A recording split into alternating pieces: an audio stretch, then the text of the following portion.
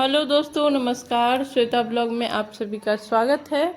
तो आज मैं शेयर कर रही हूँ माता रानी का चौकी लगा रही हूँ और कलश बैठा रही हूँ। तो चलिए वीडियो में आगे कंटिन्यू करते हैं। आप सभी को नवरात्रि का ढेर सारा शुभकामना।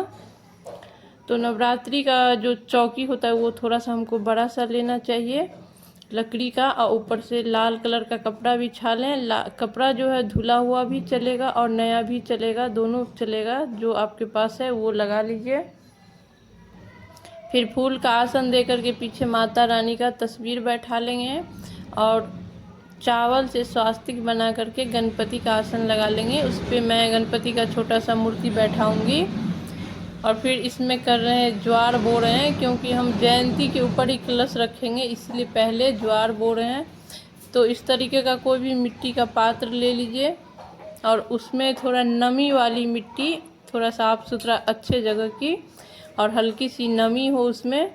फिर ज्वार जो है उसको, जौ को पूरी रात भीगने के लिए रख दीजिए और सुबह उसमें से निकाल करके बोइएगा तो वो 1-2 दिन के बाद ही अंकुरित हो जाता है, अच्छा निकलता है, बहुत हरा भरा निकलता है। तो हम मिट्टी भर देंगे और मिट्टी में ना हल्का सा उसको, बहुत अंदर नहीं डालेंगे लेकिन डाल करके थोड़ा सा हाथ से मिक्स कर दीजिए ताकि मिट्टी के थोड़ा सा अंदर जाए, बिल्कुल ऊपर ही ना रहे। और बीच में थोड़ा सा गड्ढा जैसा कर लीजिए ताकि उस पर कलश जो है आराम से आ जाए, हिले डोले ना, क्योंकि 9 दिन रखना है तो थोड़ा सेफ्टी भी देखना होता है। और फिर जल डाल करके उसको भिंगा दीजिए। अच्छी नमी रहेगी ना तो वो बहुत अच्छा ज्वार निकलेगा। और मिट्टी का कलश जो डाला जाता है उसमें, उसके कारण भी अच्छा निकलता है, क्योंकि कलश में जल होता है और कहीं ना कहीं वो सींचता रहता है हमेशा ज्वार को। तो मिट्टी वाला कलश डाल के अगर बैठाइएगा तो आप कभी गौर कीजिएगा, उसमें ज़्यादा अच्छा ज्वार निकलता है। लेकिन मैं यहाँ पीतल का बैठा रही हूँ। पीतल का भी बैठा सकते हैं, मिट्टी का भी बैठा सकते हैं, दोनों में से जो हो जाए। तो यहाँ पे पहले हम बना लिए हैं स्वास्तिक रोली से, और फिर कलश के कंठ में जो है मोली लपेट रहे हैं वस्त्र का भाव करके। 5 बार 7 बार लपेट सकते हैं और फिर तोड़ लेंगे। और सबसे पहले जो कलश में डालेंगे वो गंगा जल डालेंगे। खाली कलश को ही रखना है। गंगा जल डालने के बाद शुद्ध जल से उसको भर देंगे कंठ तक। लोटा पूरा भरा हुआ होना चाहिए, जो भी कलश आप ले रहे हैं उसमें शुद्ध जल से भर दीजिए। और उसके बाद उसमें डालेंगे एक हल्दी का गांठ, एक सिक्का, सुपारी, लौंग जोड़ा फूल वाला, इलायची, एक बतासा और एक फूल, एक पान का पत्ता उसके अंदर डाल देंगे। हल्दी अगर गांठ नहीं है तो पिसा भी ले सकते हैं। और उसके बाद लेंगे 5 पल्लव, और पल्लव में ना 9 पल्लव भी ले सकते हैं। और इस बार हम डंठल के साथ ले रहे हैं, क्योंकि नवरात्रि में 9 दिन रखना होता है। तो ऐसे जो आप पत्ता छुड़ा करके लीजिएगा तो वो सूख जाता है, और डंठल के साथ रहता है तो वो हरा भरा रहता है, इसीलिए डंठा वाला ही लीजिए, ज़्यादा अच्छा होगा। और फिर हम नारियल को जो है लाल कपड़ा में लपेट देंगे और कलश के ऊपर नारियल को रखेंगे। कपड़ा मेरा बड़ा था इसलिए हम उसमें ये अथी नहीं लगाए हैं मोली।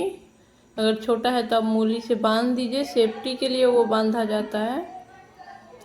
और फिर पल्लव पे हल्दी, चंदन, कुमकुम लगा देंगे। पल्लव का भी पूजा किया जाता है। और फिर ज्वार के बीच में हम थोड़ा सा जो गड्ढा किए थे वहाँ पे उसको बैठा देंगे अच्छे से, ताकि 9 दिन तक हिले ना, अच्छे से रहे। और फिर ये है अखंड ज्योति। अखंड ज्योति आप जला रहे हैं तो मतलब दोनों, ये पित्तल वाला दीपक भी ले सकते हैं और मिट्टी का भी ले सकते हैं। मेरे हिसाब से तो ज़्यादा अच्छा मिट्टी का ही होता है, क्योंकि इसमें आप बाती ठीक भी कीजिएगा ना तो वो बंद नहीं होता है, वो 9 दिन तक कंटिन्यू चलता है। पीतल वाला में क्या है कि बाती ठीक करने के वक्त 1-2 दिन के बाद वो बंद हो जाता है। उसका मैं एक वीडियो डाल चुकी हूँ चैनल पे, आप देख लीजिएगा। तो बाती जो हमें लेना है वो 1.25 हाथ लेना है, दोनों में ही। और बीच के उंगली से लेकर के कोहनी जहाँ तक होता है वहाँ से नाप लीजिए, और फिर एक बित्ता नाप लीजिए बीच के उंगली से कलाई तक, और उसको बीच से मोड़ करके और फिर इस तरीके से जौड़ी की तरह हल्का सा उसको मेड़ दीजिए ताकि वो खुले नहीं, धागा धागा ना खुले, एक साथ सारा बंधा हुआ रहे। हम ये पित्तल वाला हम पहले ही कर लिए थे और इसमें हम करके आपको दिखा रहे हैं। तो इस तरीके से ये वाला मिट्टी वाला जो दीपक होता है वो बीच में बुझता ही नहीं है ठीक करने के दौरान।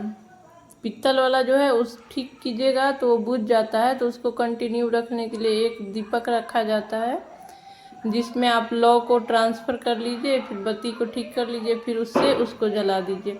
लेकिन मिट्टी वाला जलाइएगा तो ये प्रॉब्लम ही नहीं आती है। तो दोनों में से जो आपकी सुविधा हो वो जला लीजिए। और उस दीपक के नीचे ना प्लेट रखना अनिवार्य होता है। दोनों में मिट्टी का जलाइए या पीतल का जलाइए। तो प्लेट में थोड़ा सा स्वस्तिक बना लेंगे, या नहीं तो अष्टदल कमल भी बना सकते हैं, रोली से बना लीजिए या कलरफुल चावल से भी बना सकते हैं, जो आपकी सुविधा हो जाए। और फिर थोड़ा सा मैं यहाँ पे रोली से प्लेट में बना रही हूँ, स्वास्तिक बना रही हूँ, और थोड़ा सा फूल रख देंगे नीचे और उसी में दीपक को रख देंगे। और तिल के तेल से भी जला सकते हैं और घी से भी जला सकते हैं, दोनों से जला सकते हैं। अभी गर्मी का समय है तो आप घी का दीपक भी बहुत अच्छे से जलेगा। शारदीय नवरात्रि में घी का दीपक जो है, थोड़ा सा घी जब जम जाता है तो थोड़ा सा दिक्कत होता है, लेकिन अभी घी का भी बहुत अच्छा जलता है। और तिल का तेल का भी जला सकते हैं, ये आप पे डिपेंड है। तो उसको प्रज्वलित कर लेंगे। और फिर इधर हम नवग्रह बना रहे हैं, थोड़ा थोड़ा सा चावल रख करके नवग्रह का स्थापना भी किया जाता है माता रानी के पूजा में। और सारे काम को करते हुए माता रानी का कोई भी मंत्र जो है ना, उसका आप मंत्र के जाप करते हुए आप सारी पूजा विधि कर सकते हैं। तो यहाँ पे हम नवग्रह बना लिए थे और इसके ऊपर जो है ना एक एक सुपारी रख देंगे। और आगे का जो पूजा विधि है वो अगले वीडियो में दिखाएंगे, क्योंकि ये वीडियो बहुत बड़ा हो जाएगा, तो इसीलिए इस वीडियो में नहीं दिखा पा रहे हैं। तो आगे वीडियो में आप लोग ज़रूर देखिएगा और इस वीडियो को भी ज़रूर देखिएगा। तो आज का वीडियो यहीं समाप्त करते हैं, फिर मिलेंगे नए वीडियो के साथ।